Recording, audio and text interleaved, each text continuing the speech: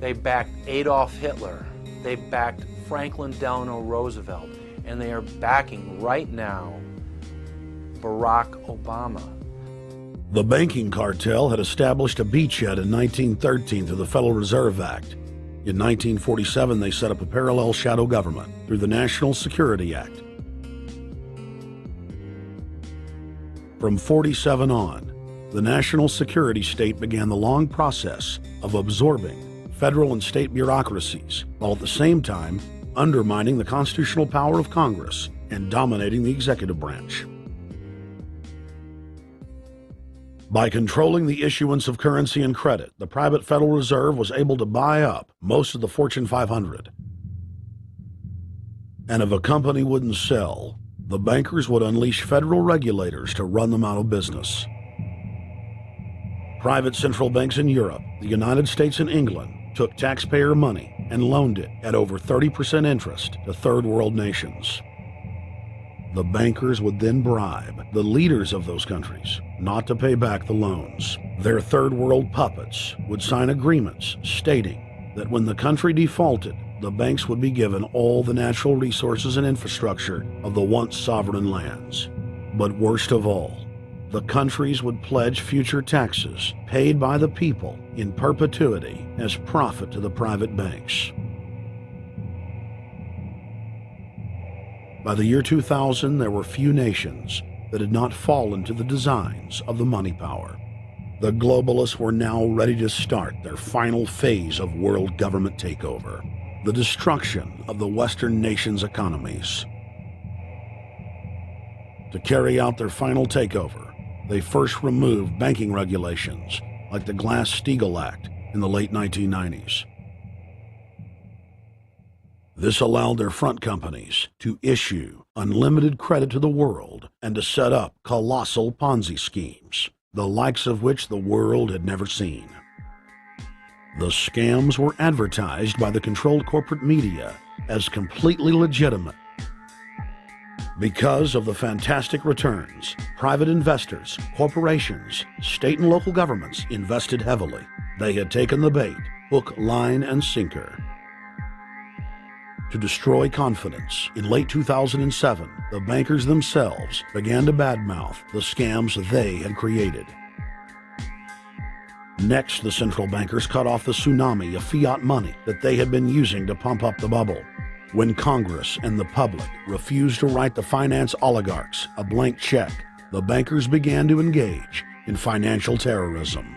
They said that the world would go into another Great Depression unless their demands were met, further destroying confidence. The stock market instantly had its biggest one-day loss in history, but even that wasn't enough to force Congress to capitulate to the offshore banks. Senator Inhofe of Oklahoma and Congressman Brad Sherman of California, amongst others, told the world that the entire Congress had been threatened with martial law by the White House and the Treasury Department if they didn't pass the so-called banker bailout bill. The only way they can pass this bill is by creating and sustaining a panic atmosphere. That atmosphere is not justified.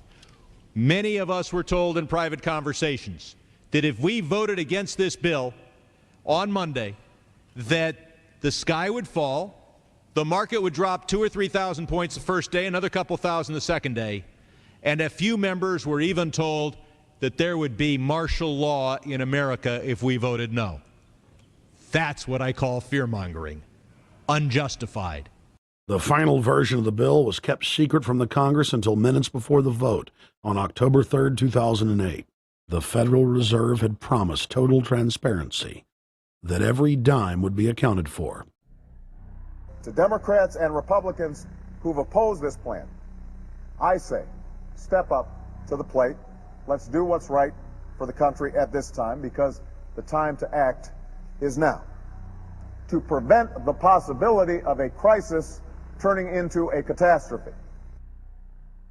After its passage, the public learned with horror that the bill was really a financial coup d'etat by Wall Street.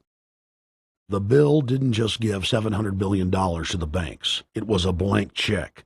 And as of February 2009, $9.7 trillion has disappeared into a black hole. Within 24 hours of its passage, Secretary of Treasury Henry Paulson said they were no longer going to use the money to unfreeze the mortgage market by buying bad debt. We went to Congress. Illiquid assets look like the way to go. As the situation worsened, the facts change. I will never apologize for changing an approach or strategy when the facts change. Paulson has, in the meantime, admitted that the subprime mortgage crisis is not the cause, really, of the breakdown of the entire world banking system and the bankruptcy of most of the banks in London and in Wall Street. He said, oh, we're going to buy up toxic assets, but we're not going to worry about subprime mortgages. What he's talking about is derivatives. Derivatives are the center of the crisis. He went on to say that where the money was going was a secret. I believe that banking institutions are more dangerous to our liberties than standing armies.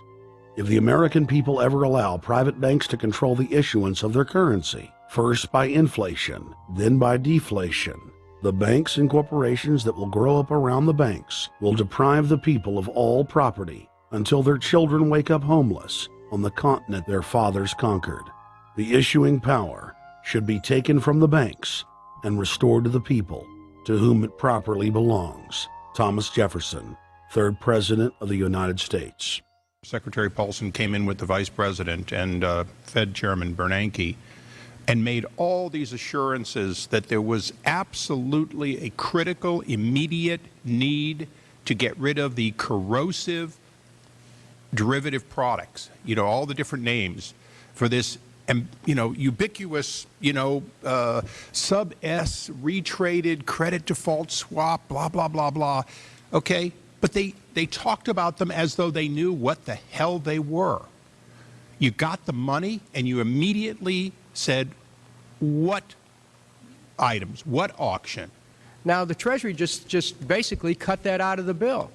And what we have here is a situation where banks are hoarding the money that they're getting from the TARP. They're using the money to purchase other banks. And all of a sudden, the Treasury sent a signal to the banks, forget about it.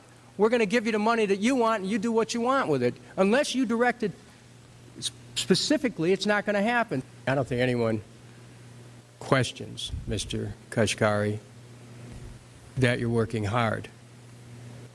Our question is who you're working for. Throughout its passage, President Bush and Senator Obama worked in tandem to get Congress to pass the bill without even having time to read it, despite the fact that in major polls, 98% of the American people were against the bill. The leadership in both parties were for it.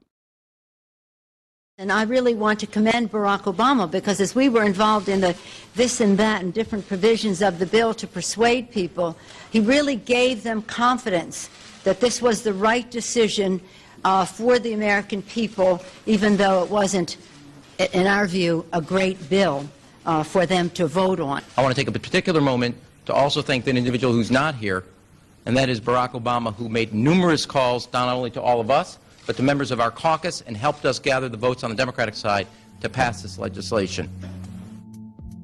Bank heads then bragged to the press that they were hoarding the bailout money and using it to buy up smaller, healthy banks and insurance companies. Their plan was working like a charm. Next, the central bankers loaned the federal government back $787 billion of our own money at interest for President Obama's so-called stimulus package. And just like the banker bailout, Congress was given less than an hour to read the 1,070-page-plus stimulus bill.